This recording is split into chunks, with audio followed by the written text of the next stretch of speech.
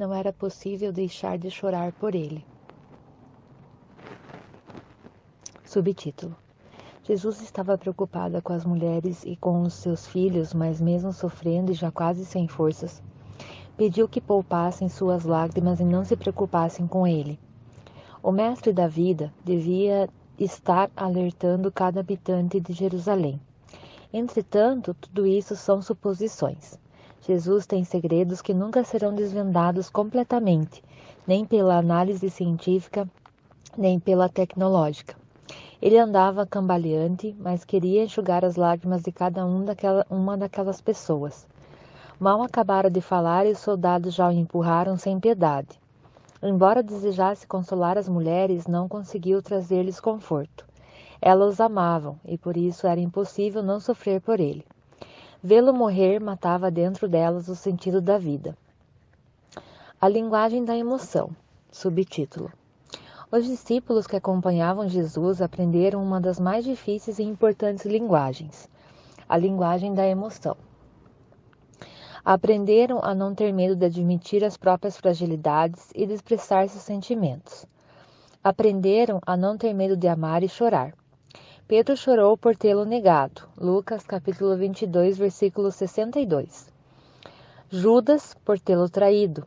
E agora numerosa multidão soluçava inconsolada por crer que iria perdê-lo para sempre. Você tem aprendido a linguagem da emoção? Você vive reprimido dentro de si ou sabe expressar seus sentimentos? Nunca se esqueça que a maneira como os outros nos veem e reagem a nós se deve não tanto ao que somos, mas ao que expressamos. Há pessoas excelentes, mas sempre sem capacidade de exteriorizar sua amabilidade, sabedoria, preocupação com os outros.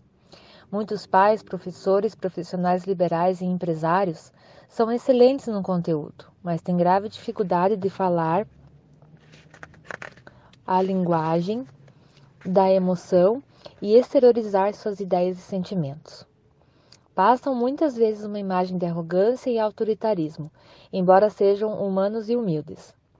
Enquanto o mestre do amor caminhava, as pessoas acompanhavam seus passos lentos. Ele vertia sangue e a multidão vertia lágrimas. Que cena! Ninguém queria chegar ao destino final, o Calvário. Ninguém queria assistir ao capítulo derradeiro da história do mestre da emoção. Vê-lo ferido e mutilado já era insuportável para aquele povo sofrido e sem esperanças. Um balanço do martírio, 4 julgamentos e 6 caminhadas como criminoso. Subtítulo: Antes de analisar os eventos que aconteceram quando Jesus chegou ao Calvário, vamos rever o que ele sofreu desde que foi preso na noite anterior, no jardim de Getsemane. Essa revisão é importante para que possamos tomar consciência das condições físicas e emocionais com que Jesus chegou para ser crucificado.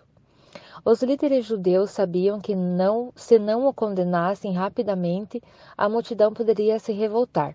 Então pressionaram tanto Pilatos como Herodes Antipas para julgá-lo sumariamente. Quando Pilatos, zombando deles, disse: "Crucificarei o vosso rei", João capítulo 19, versículo 15. Os líderes judeus se revoltaram.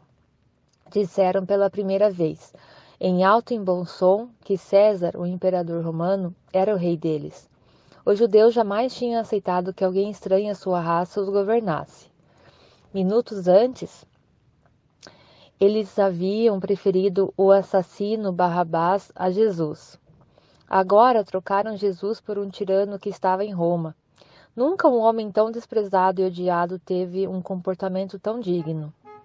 Os judeus já haviam, anos atrás, apresentado queixas contra Pilatos para o grande imperador Tibério César.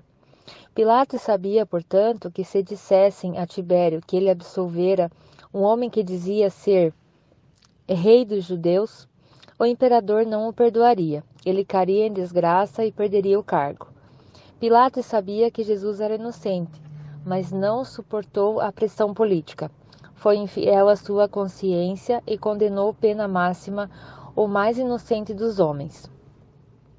O mestre da vida fez 6 longas caminhadas como criminoso.